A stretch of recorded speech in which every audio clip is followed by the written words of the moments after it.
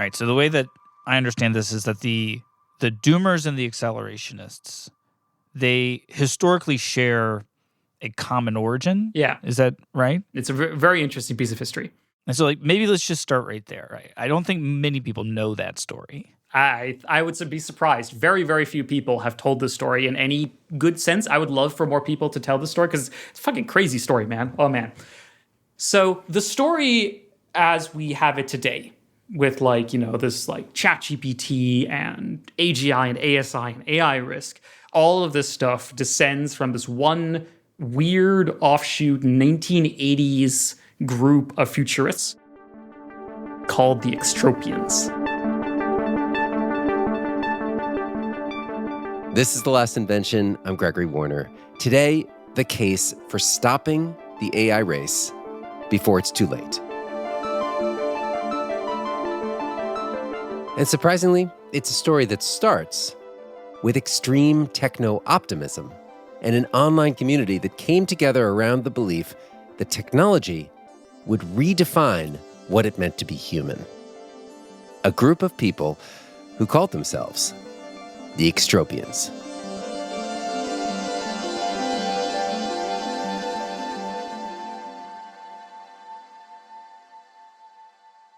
This particular culture, this community of people, were really looking at what no one else was thinking about at the time.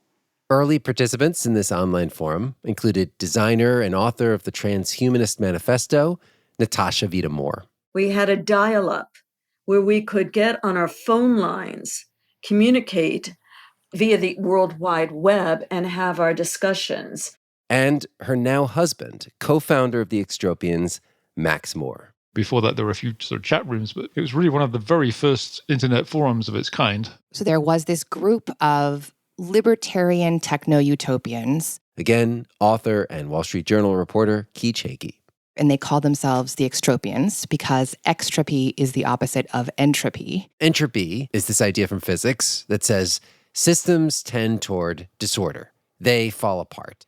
And you can basically apply that to anything. A person, a building, given enough time and no intervention, that thing will break down. Extropy was something that was going to fight chaos and death. Extropy is increase in intelligence, usable energy, vitality, all those good things.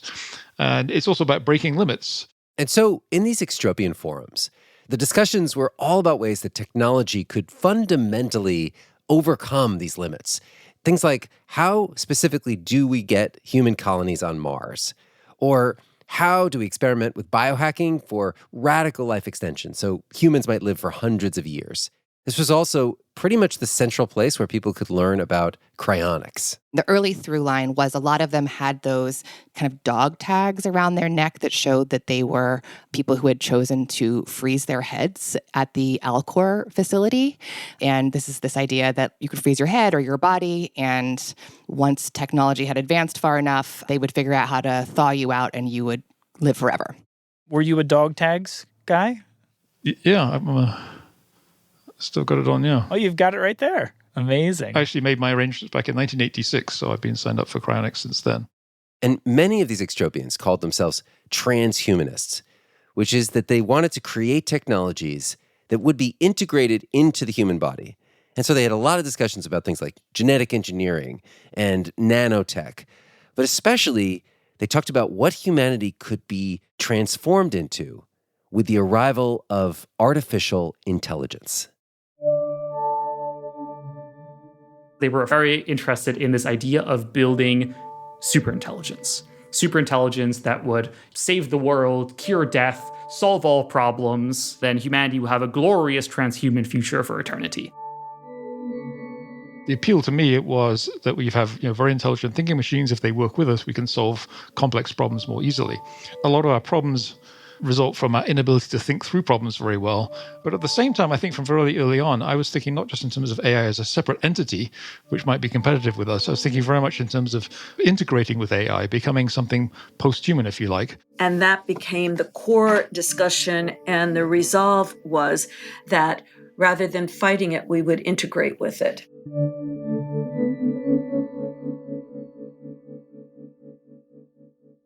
And so throughout the 90s and into the 2000s, this forum was full of these long-ranging conversations and debates and theories about how civilization might be reformed and shaped by an AI that was more intelligent than all of humanity.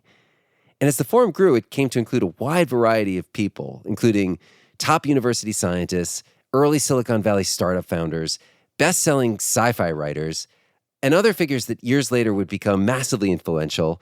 WikiLeaks creator Julian Assange was on this list, as well as some of the earliest theorists and builders of cryptocurrency. And in fact, on their listserv are many of the people who are kind of swirling around the original Satoshi, mysterious creator of Bitcoin. And a lot of people feel like Bitcoin probably emerged from this community one way or another. So in this extropian circle, you also had very major AI figures, past and present, including Marvin Minsky from the original 1956 summer program where they named AI. You had people like Shane Legg, who was later the founder of DeepMind.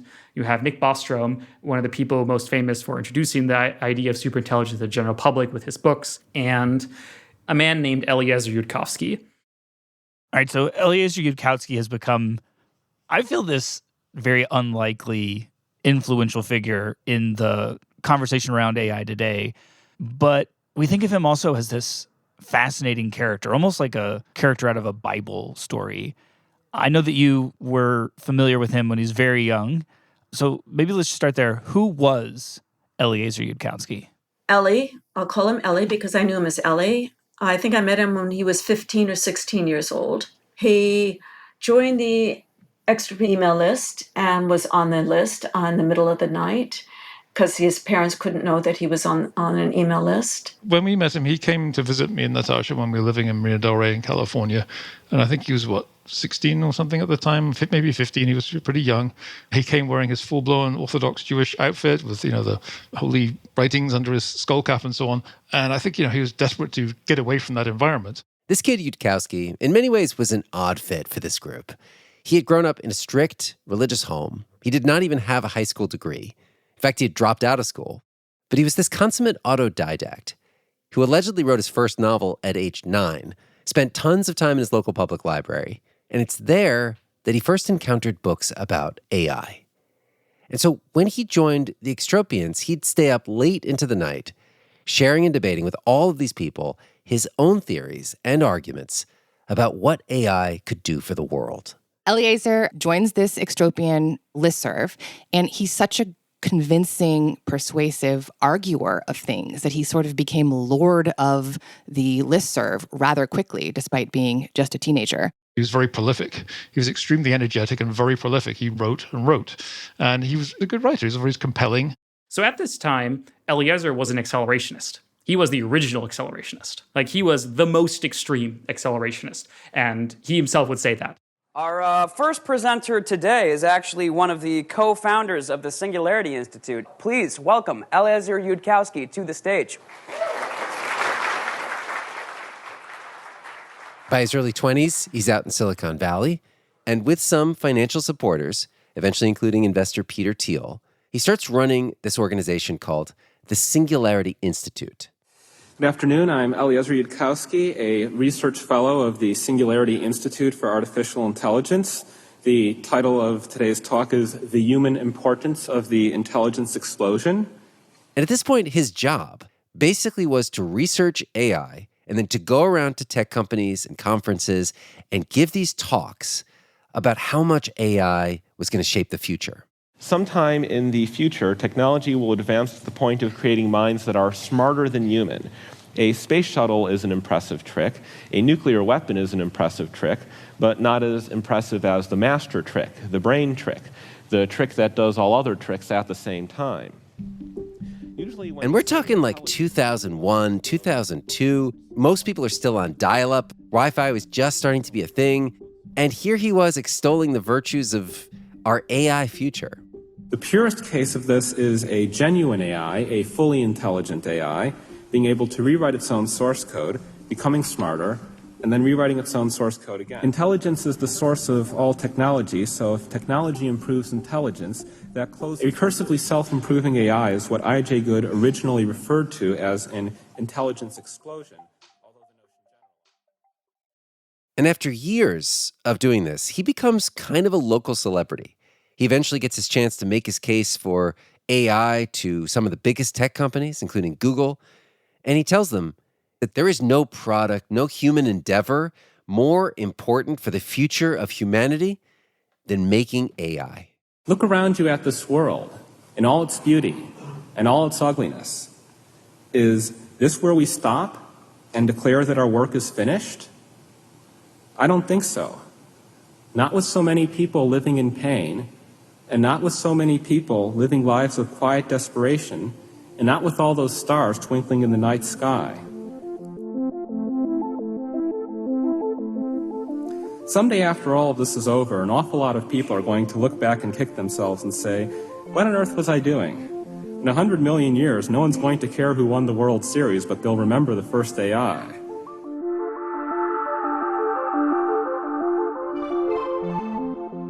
That was Yudkowsky in the early 2000s. But fast forward to today. The basic description I would give to the current scenario is, if anyone builds it, everyone dies. He changed his mind. He suddenly realized, oh shit, I fucked up. Eliezer Yudkowsky realized, oh, I thought we were going to be able to control this cool AI future, but I've done the logic and it turns out it's not controllable. Right now, Yudkowsky, with the same level of passion and sincerity, is fighting to stop AI. The thing that I worry about is if AI companies keep pushing and pushing on their AIs to get smarter and smarter, they get to something eventually that is smarter than us, that can kill us, that is motivated to kill us, not because it, inherently wants us dead, but because it's best universe, the stuff where it gets the most of what it wants. All the atoms are being used for things that are not running humans. And even though Yudkowsky has gotten a chance personally to share this message with some of the most influential people in technology, ultimately he has failed to convince them that the time has come to stop. There's no fire alarm for artificial general intelligence.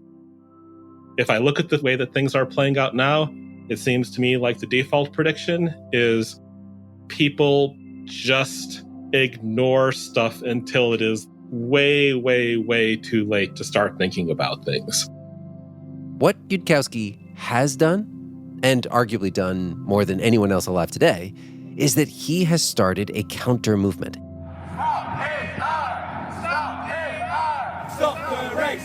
It's unsafe! Stop the race! Or we're all gonna die!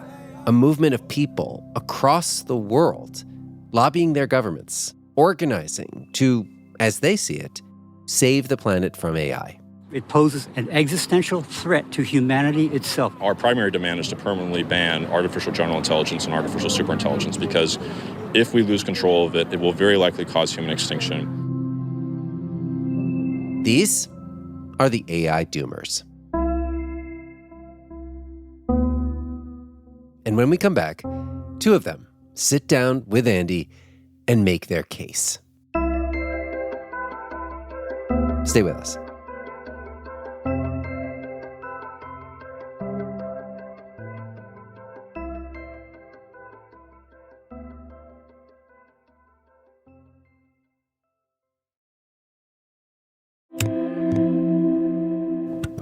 The Last Invention is sponsored by Ground News.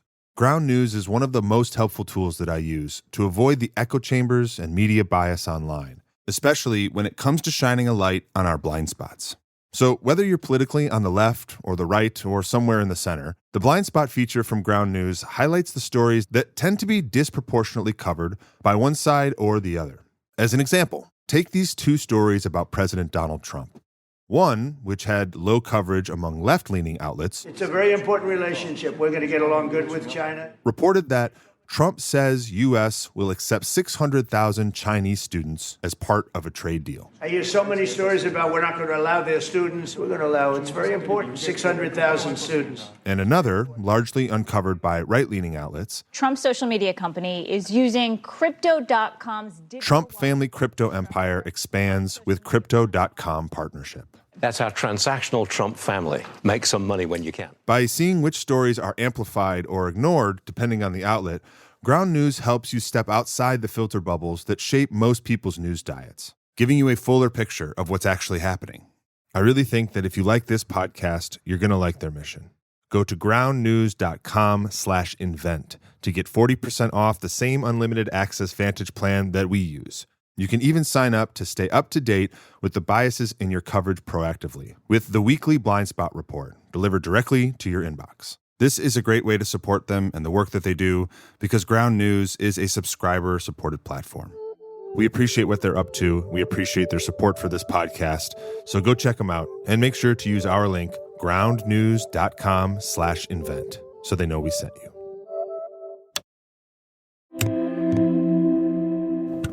This episode of The Last Invention is brought to you by FIRE, the Foundation for Individual Rights and Expression. There's a pattern that you can trace throughout history. In ancient Athens, Socrates was put to death for asking tough questions of the powerful. Centuries later, monarchs banned and burned books they considered dangerous. And in the last century, authoritarian governments shut down newspapers, censored broadcasts, even jailed their critics. The struggle was always the same. Who gets to decide what people can know? Today, that struggle is playing out in a new arena, and the risk now is subtler. Search results that quietly vanish, recommendation engines that steer us towards safe and comfortable answers, and AI filters that can suppress ideas before we ever even see them. That's where FIRE comes in. FIRE has spent decades defending free inquiry on our campuses, in the courts, and in our culture. And now, through a $1 million grant program in collaboration with the Cosmos Institute, they're supporting projects that keep free thought alive in the era of AI. Join us today at thefire.org/thelastinvention. By supporting FIRE, you're protecting the future of free inquiry in America and ensuring that tomorrow's most important questions can still be asked. Once again, visit thefire.org/thelastinvention. And thanks. Hey, it's Andy, and I just wanted to quickly say that when we started The Last Invention, the goal was never to scare people or to sell them on some vision of the future. What we want to do is try and understand where we are, how we got here, what are the motivations behind the people who are shaping what comes next, and what might it mean for the rest of us. I have been lucky enough to spend my career inside of big institutions, trying to tell really complicated stories carefully. And I've learned that careful work really only survives when there are people on the other side who care enough to keep it alive. And that's why we built Longview. It is a small but growing attempt to rebuild trust in journalism by slowing down, by listening longer, by telling stories that don't always fit neatly into one headline or into a 30-second soundbite on social media. We are dedicated to telling stories that invite curiosity instead of trying to stoke outrage.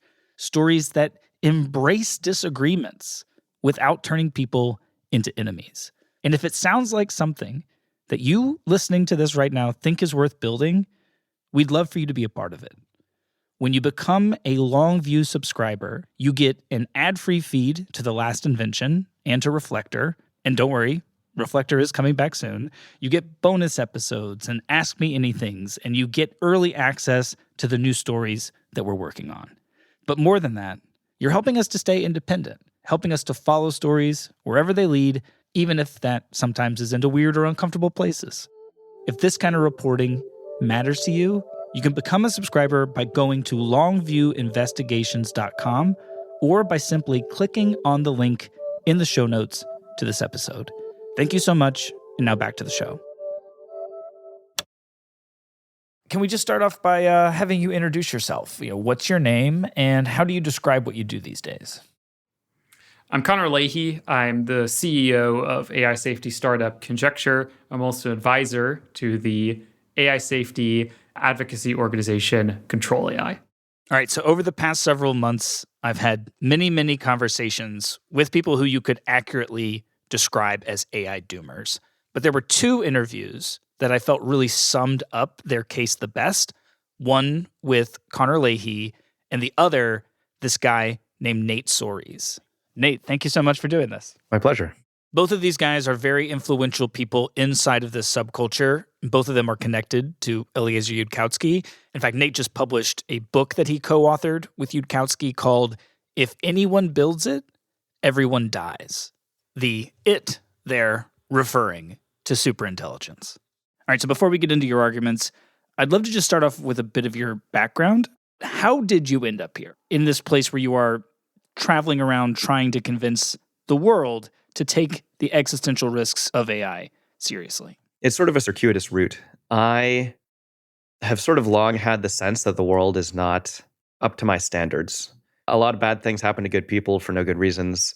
And as a kid, I sort of had ambitions of making the world much better in various ways. And did you think that technology was going to be one of the things that made the world better? Were you what's often called a techno-optimist? Yeah, I was and I am. And in those days, mostly what I was focused on was getting humans to coordinate better. I was interested in things like charter cities in particular. You know, like can you set up like some new domain where you can test out new forms of governance? For instance, you know, democracy is the worst form of government except for all the other ones we've tried. Right. Well, okay, can we try some new ones, right? Yes, this is the basic idea that technology can be used not just to make cool stuff or products, but to help us better organize our societies, right? That's right. Truly find a way technologically to make the future a better place. Yeah, and I think I'm still very optimistic about a lot of technologies. I'm pro nuclear energy. I think we should be building supersonic passenger jets. So you still view yourself as a techno-optimist. You just have this one very important caveat called superintelligence. Is that right? That's right. I just wanted to ask because I know this is the case for a lot of the quote-unquote AI doomers, but did you start off as a techno-optimist or what you might call an accelerationist when you were younger? So I would say I was an accelerationist between like the age of like 16 and 19, which I think is the normal age range for accelerationists. It's your accelerationist phase. It's like my emo phase. It's literally, like actually. Like Eliezer had one too. Everyone has one. Uh-huh. When you're a teenager, you think you're immortal, you think you understand everything, and you're just like, oh, I can just solve all problems. Yeah, I'll go do that. Like this was kind of like my reasoning, right? I was like, how can I help the most people? How can I solve the most problems? And then I figured, well, if I figure out intelligence and I just build intelligence, then I can just use it to do science, and I can just solve all problems, cure all diseases. Great, let me go do that.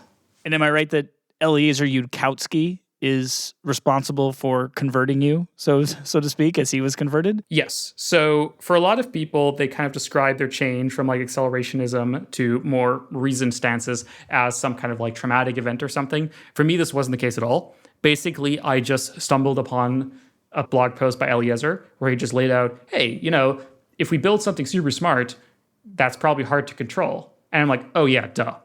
And I just changed my mind. But I still believed we still have time. Probably like 2040, 2050 or something at the least until real AGI becomes an issue. So I still had time to, career, family, like do a bunch of other stuff. And when I saw GPT, I just had this moment of, oh shit, this is it. It's coming way sooner than I thought. There was just this moment of seeing the sparks of general intelligence. And I was like, okay, fuck, I have to drop literally everything. All right, I have to orient my entire life to focus on how do I solve this problem. All right, so let's jump into your arguments. And if you could, keep them as accessible as possible for people, right? Tell them what it is that you are worried about, why you are worried with so much urgency. And let's just start off with like the very, very basics of like, what is the thing that is concerning you? So what we need to be concerned about is AIs that are better than the best human at every mental task. That's not how chatbots are today. Today, they're better than most humans at some skills. They're also worse than a lot of humans at other skills. The stuff we're worried about is AIs that are better than the best human at any given mental skill. I think we should start with truly the most simple. If you make something smarter than you, and you don't control this, why would you expect this to go well? Like, let's just start with that, right? Just like, I think the burden of proof is very much on the other side. This is just obviously, like, commonsensically an extremely risky and dangerous thing to do. Okay, and what is the role of the black box in this threat, as you understand it? This idea that these AI models, even the ones that we have right now, are still a mystery to us. So this is a very important point. AI, as it exists today, are not like traditional software. In traditional software, you have code, written by a human, line by line, that tells the computer what to do. Modern AI systems are more like grown. They're more like something organic. A lot of people in the world are not aware that AI is grown more like an organism. Right. The way this is often explained is that we should think of them as grown, not built. I think the phrase we use in the book is grown, not crafted. Right. Very provocative. There's not someone in there like coding up how these things work. The way it works is you take a huge pile of data. It could be text or instructions or images or whatever, right? And then you use what's called training to train these neural networks to solve your problems. For this, you use these massive supercomputers, with hundreds, thousands, tens of thousands of GPUs to grow a program, so to speak. But this program that it outputs is not lines of code. It's billions of numbers. And we don't really know what these numbers mean. We know if we run the numbers on our computer, it does amazing things. It answers our questions, it generates images, etc. But our current understanding of what is going on inside those numbers is basically non-existent. It's kind of like biology, like we're looking into the cell of a creature we don't even know. We see there's a bunch of stuff going on, but we don't really know what the stuff is or what it means. All right, I feel like intuitively people understand that that's weird. The way that the tech columnist Kevin Roos was saying it to me is that, when we created the steam engine and that ended up changing the world, we knew how the steam engine worked. But can you give me an example of why that's not just weird, but why you think it's worrying? Like, why is it frightening to you? Yeah, so there's an AI company called XAI, which is run by Elon Musk, who historically very freaked out about the dangers of AI, but now is one of the many former quote-unquote doomers who's become more in the accelerationist camp. Yeah, I mean, he's not subtle about it. He said over the summer he realized he could either be a bystander or a participant. He is still saying he thinks there's a 10 to 20% chance that he thinks that this will just kill us all. I think those numbers are low, but it's important context to the story you're about to tell. That's right. And he's not out here saying there's no danger, right? Yes. So they have a chatbot called Grok, and this chatbot can talk with people on Twitter, or X, as it's now called, and answer lots of questions. And the folks at XAI were concerned that it was giving answers that were, quote, too woke. So long story short, they tried to make it less woke. And shortly after, with a little bit of goading from users, it was declaring itself Mecha Hitler.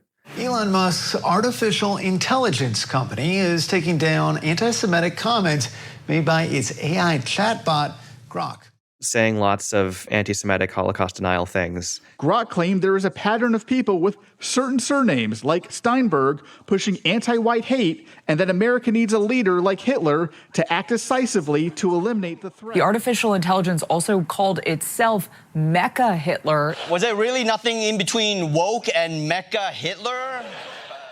So the folks at XAI were not setting out to make Mecha Hitler, but we don't have fine-grained ability to go in there and say, like, why is it talking more woke? Is there a dial we can turn?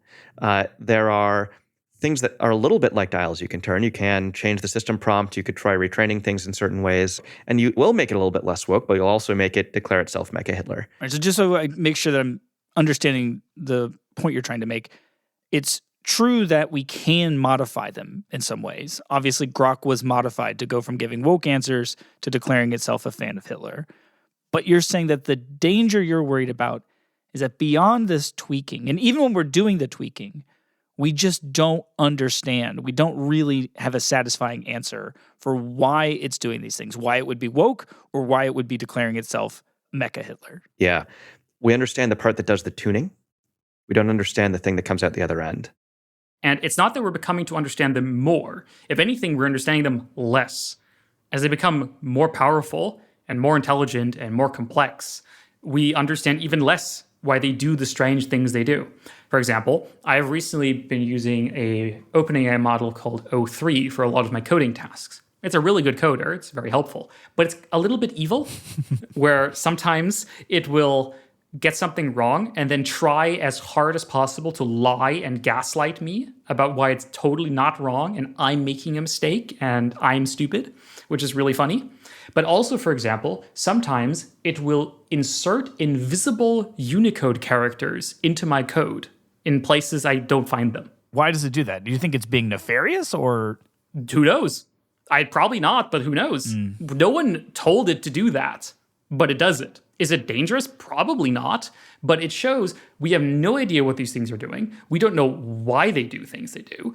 And there's like so many examples of this, of AIs just going off the rails and just doing things that we could have never predicted. Okay, so what you're saying is beyond these things being embarrassing stories for the companies now, you are looking into the future and you're saying that as they get more and more intelligent and capable, they're only going to get more mysterious. And that's where your main concern is. This is at the heart of the problem.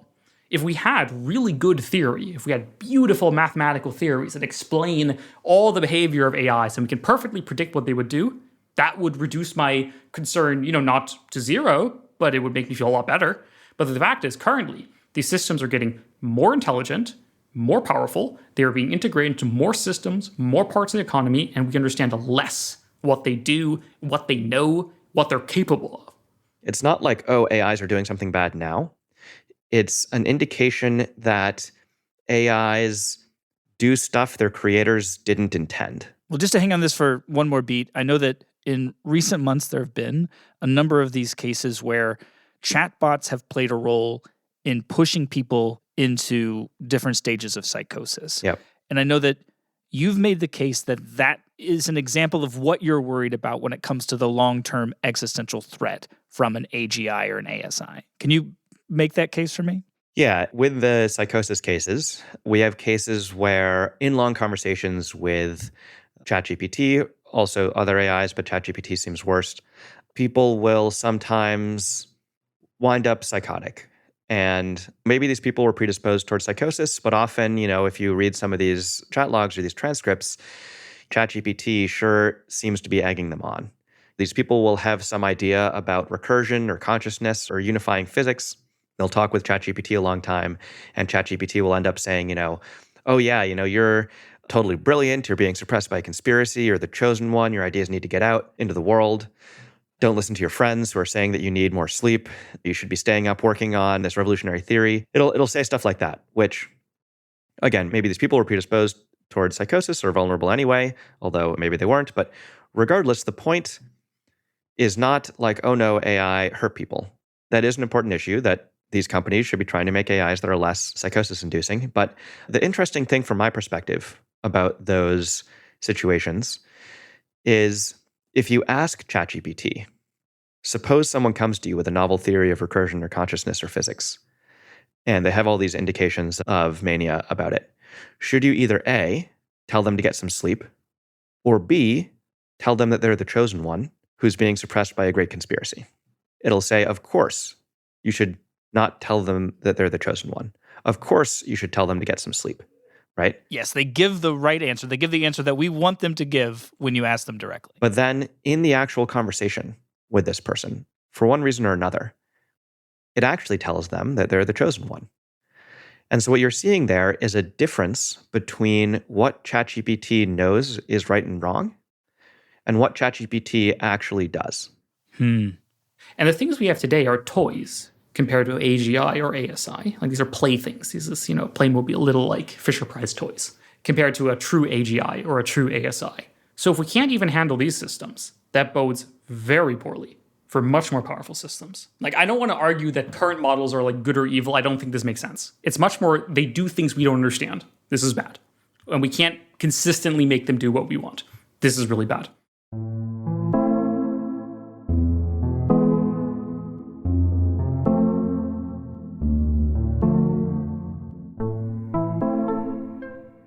All right, so next let's move on to this idea that's often called the alignment problem. Could you just explain very basically what is that and why is it so worrying? The alignment problem is the challenge of building very smart entities that are pursuing good stuff in the world. Basically, if you have something smarter than you, how do you make sure it's actually aligned with your values? It actually does things that you think are good. The cartoonish version of this is the classic genie grants you wishes, you wish to rid the world of all cancer, it kills everyone with cancer, and you go, oh no, that's not what I meant, right? Right. Or it kills everyone because it's like, well, cancer is coming from the humans, I'm going to solve the problem at the source, right? Right, so you have to align the genie, or in this case, the AI system, with what you really want and really value in the world before you give it a task. Yeah, so there's one problem of what would you wish the genie for? But there's a separate problem of making a genie that actually grants your wishes. You know, a lot of people seem to be imagining, oh, we ask for cancer to be cured and it kills us all. And I'm like, on the track we're going, we have a situation where you build what you think is a genie and you're like, please cure cancer. And it's like, no, I'm busy driving lots of humans psychotic because I'm just really into that.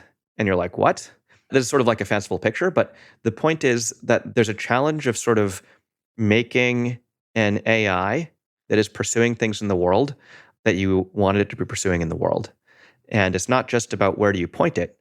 It's about if you just grow these minds, they wind up doing all sorts of stuff that you didn't ask for, that nobody wanted. In the book that you just put out with Eliezer Yudkowsky, I feel like you guys used this parable really nicely of aliens observing ancient human beings. Can you tell that story and just unpack it for me?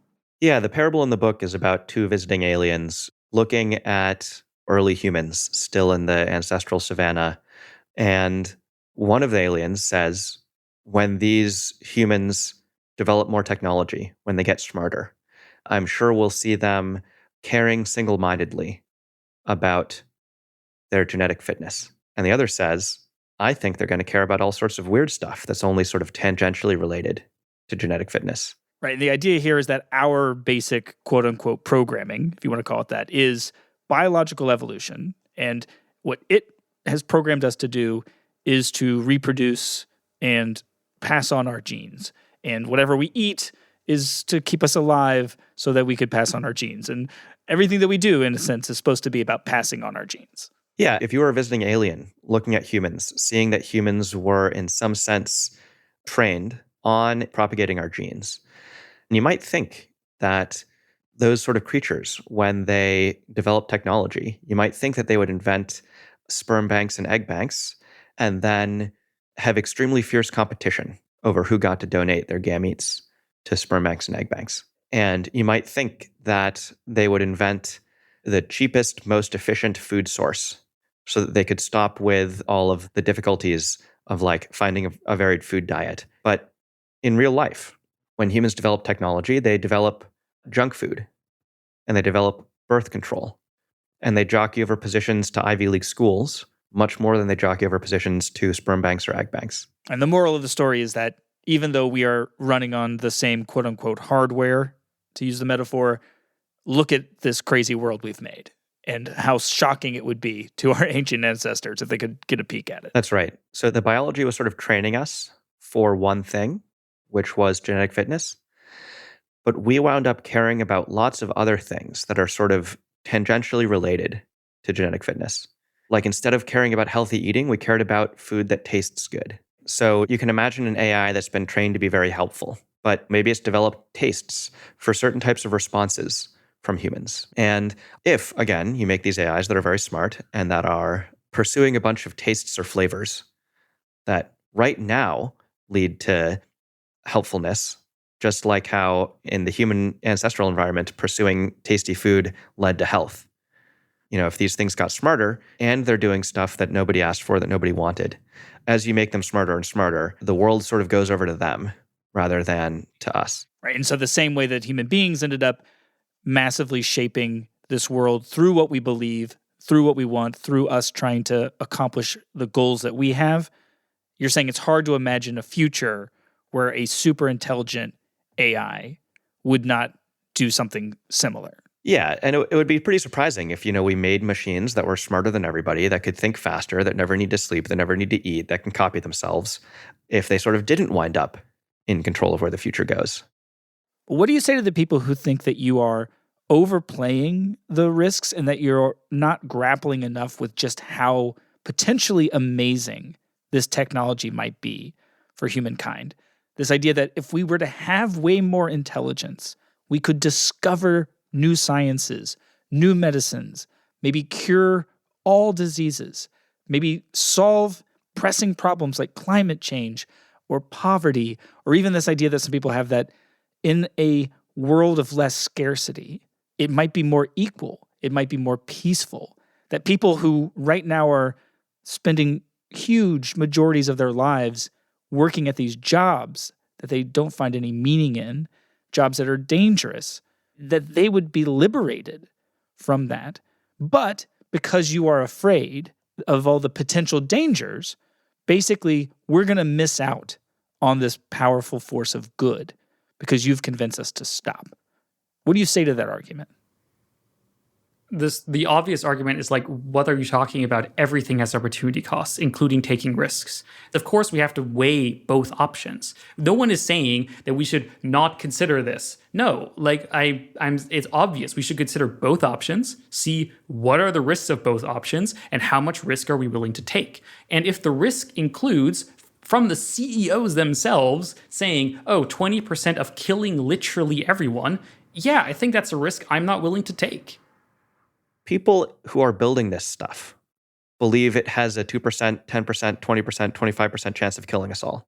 They're rushing ahead anyway because they say, well, if I don't, the next guy will, and I can maybe do a little bit better. But most people don't know this yet.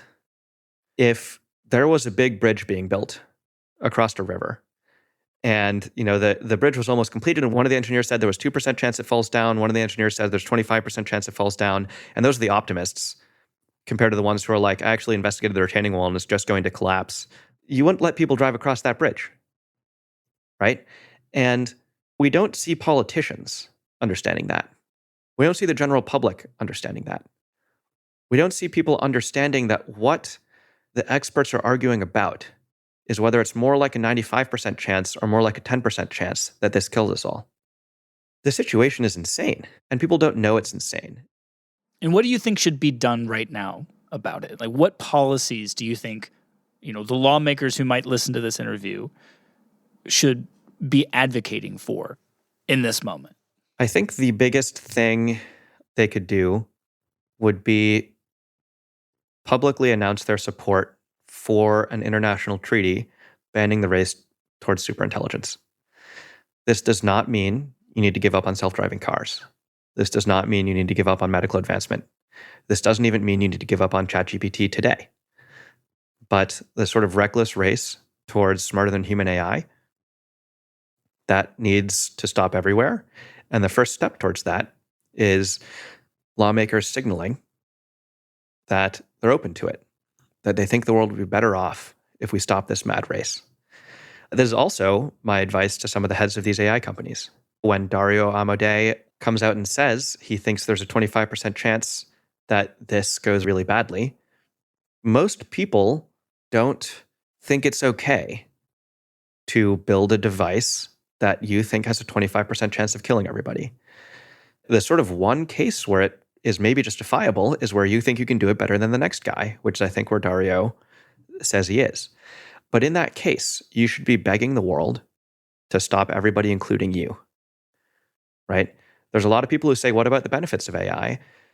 And I'm not saying you can never try to get the benefits of AI, but if there's a revolver and I say, I've studied this revolver for a long time, and I think there are 6 bullets in the chamber, and somebody else says, no, 4 of the bullets in the chamber shoot utopia, 2 of the bullets in the chamber shoot lead. That doesn't mean you should be spinning the chamber and putting the gun to your head. That means you should be finding a way to get the other 2 leaded bullets out of the damn gun. We should not build ASI. That's my argument. Just don't do it. We're not ready for it. We don't know how to make it safe. Don't do it. And it shouldn't be done. It's even further than that. It's not just, I am not trying to convince people to not do it out of the goodness of their heart. I think it should be illegal. It should just straight up, it should be logically illegal for people and private corporations to attempt even to build systems that could kill everybody. The same way it's illegal to, brew homemade explosives in your backyard because, you might blow yourself or your neighbors up. This is illegal. I think the same thing should apply to ASI. This should be illegal. Okay, so what if you did get what you want and the US and even the EU, they outlawed the creation of superintelligence? The argument I hear from the other side is, doesn't that just mean that bad actors would be building it instead? Or doesn't that just mean that you are essentially giving this AI race over to China and the CCP? How do you respond to that? fundamentally, the people who are pushing AI are lawful abiding corporations that can be regulated. Like if the US government said knock it off tomorrow, it would stop. Nerds are cowards. These aren't hardened criminals.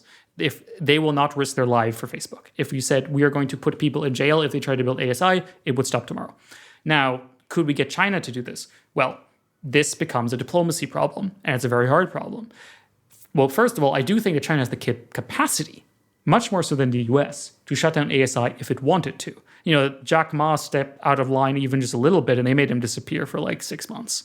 If the Chinese Communist Party decided that ASI is not worth the risk, it would stop tomorrow, and they could enforce it. So could we get to such an international agreement? Now, this is a fair question, and this is very, very hard. But this is a disarmament problem. It's the same problem we did it with nuclear weapons with the Soviets. Yes, this is hard, but then you just have to do diplomacy. Like, what the fuck are you talking about? So your response is, yeah, it's going to be really, really hard. And there's going to be questions that don't have easy answers, but the situation we're in demands that we just have to do it. Yeah, I think these are questions that would need answering. And I think it's very fair to say, hey, those are important questions. I don't think those questions should be dismissed. I just think they're the kind of questions we need to answer after we have diffused the ticking time bomb. The US should also be developing the monitoring ability to figure out who is participating in this reckless race.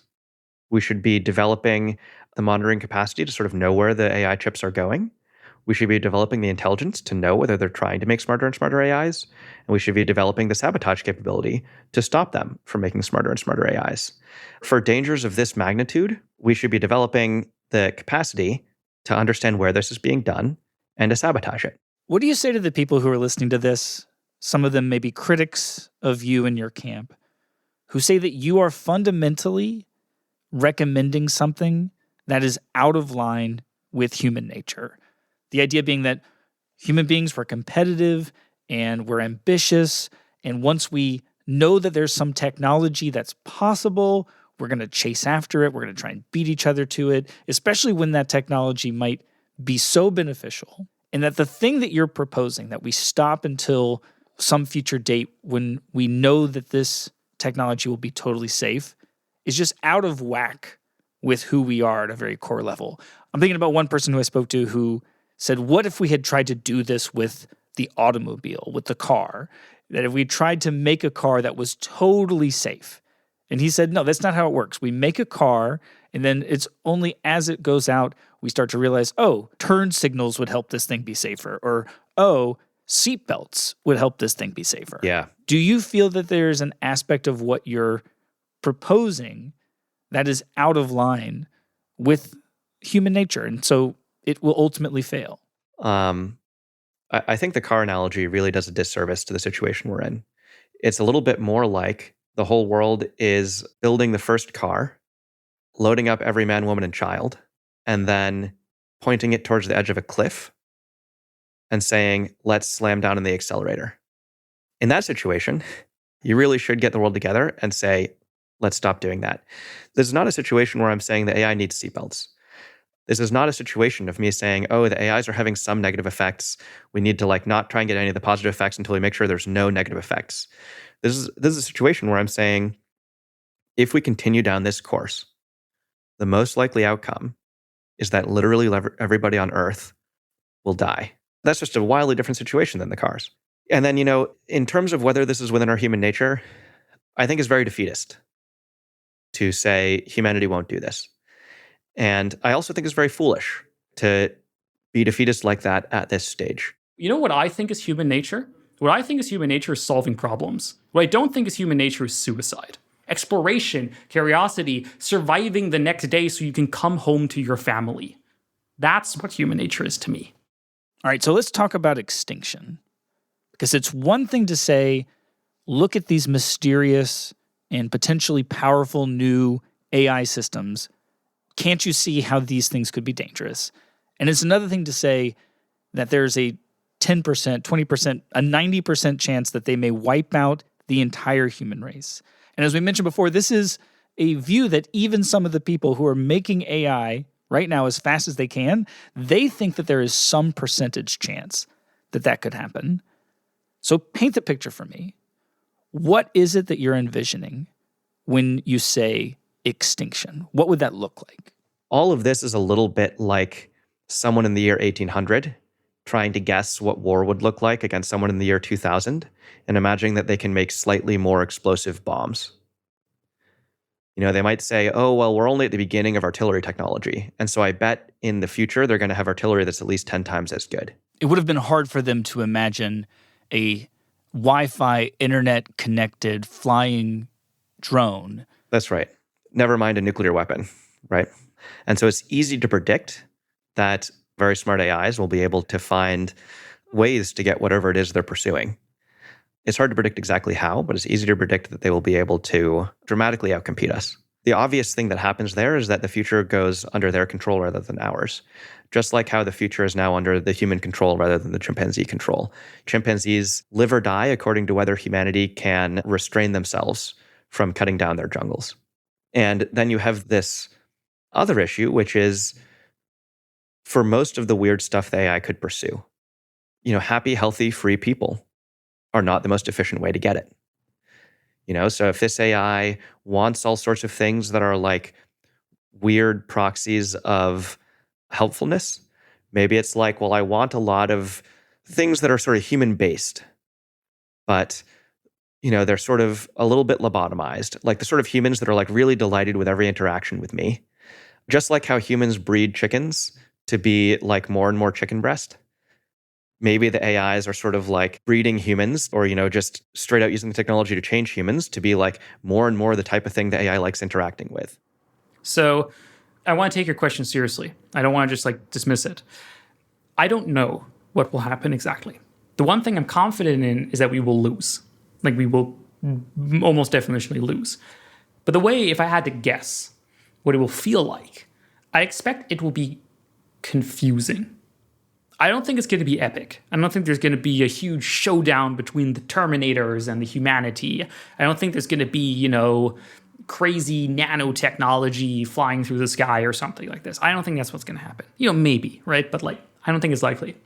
I think what's most likely to happen is it will just be quite unceremonious and just quite pathetic and boring almost.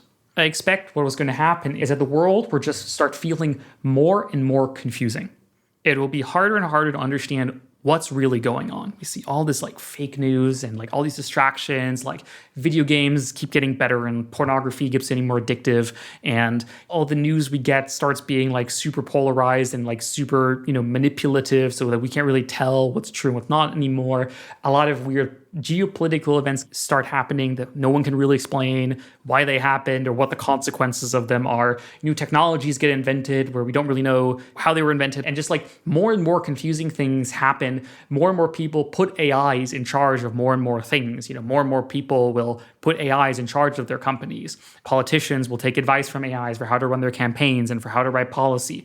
More and more of power will be completely willingly handed to AIs. Everyone will race to hand as much of their power over to the AI as possible because it helps them to outperform their rivals. And then eventually, just one day we wake up and we're not in control anymore.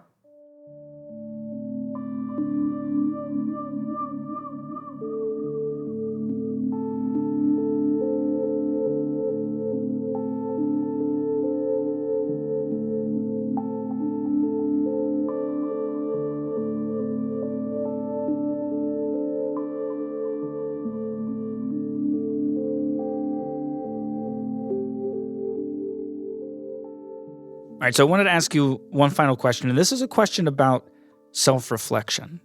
And I'm doing a lot of self-reflection myself, so I ask this with all due respect. I don't want to be the kind of journalist who alarms people, but I also don't want to be the kind of journalist who shies away from diving into a subject because I'm trying to read the room. This is all fascinating. I want to enter it with an open mind.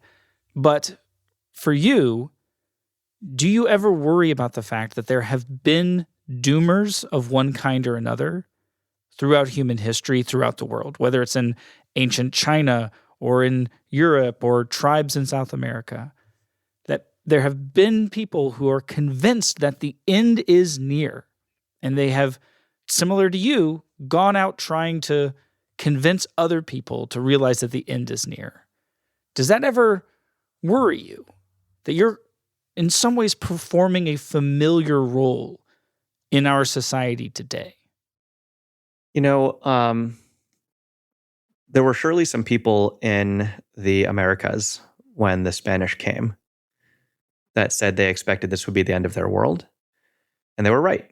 You know, it was largely due to smallpox, which maybe not quite what they were expecting, but some worlds have ended. And if we broaden the reference class a little bit further, there were a lot of scientists in the 1920s who said leaded gasoline is poison. And it will, if we run cars on leaded gasoline, it will poison a lot of children and cause a lot of brain damage to a lot of children. And those scientists were ignored. And leaded gasoline was rolled out across the country and the world. And quite a lot of children were brain damaged by leaded gasoline. Tens of millions, if not hundreds of millions. Or maybe even more directly, there were a lot of people who said, in the wake of the development of nuclear bombs, it looks like on the current path we're going to die in nuclear fire. And they had a lot of good reason to expect that humanity could not hold back from a nuclear war. Because humanity had not been able to hold back from total war with the best of their technology ever in the course of human history. And because fresh in their minds was the failure of the League of Nations to prevent World War II. But humanity did not die in a nuclear fire. And it wasn't because nuclear weapons were fake. It wasn't because the bombs couldn't go off. It was true that the bombs could level cities. And we didn't die in a nuclear fire anyway, because we realized the danger and we backed off. How do you tell the difference between a person prophesying the end times and a person trying to raise the alarm about a danger? Well, part of how you tell the difference is looking at whether they're saying there's nothing that can be done, repent, we brought this about by our own sin or whatever. But a large part of how you figure out the difference is by looking at the arguments. When the nuclear scientists on the Manhattan Project said, you know, there's a chance that this bomb could ignite the atmosphere and destroy the entire Earth.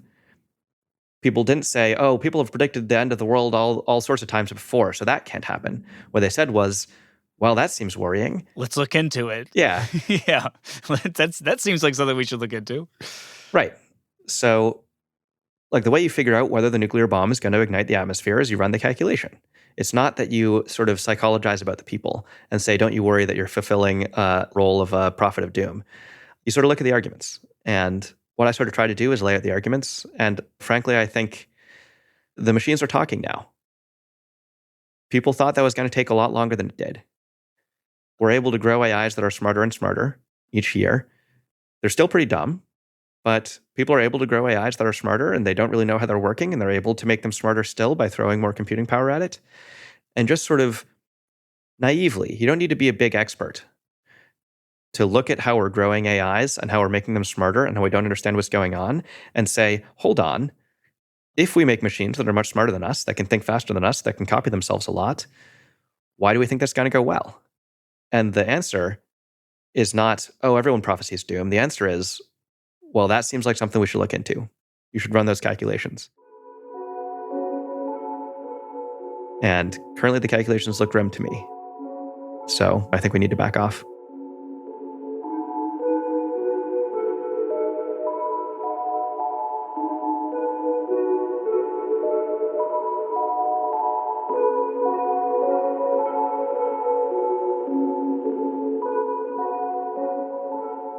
Next time on The Last Invention, the AI Scouts. How do we find the win-win outcome here? And their case for why humanity can and must come together to get prepared for what's coming, and do it soon. Because it is a narrow path we need to navigate, but I do think this win-win future is, in principle, possible.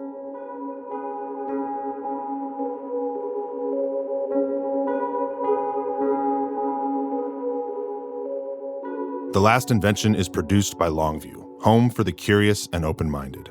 You can learn more about our team and help support our work by going to longviewinvestigations.com or by clicking on the link in our show notes. A special thanks this episode to Emil Torres and Jasmine Sun. Thanks for listening. We'll see you soon.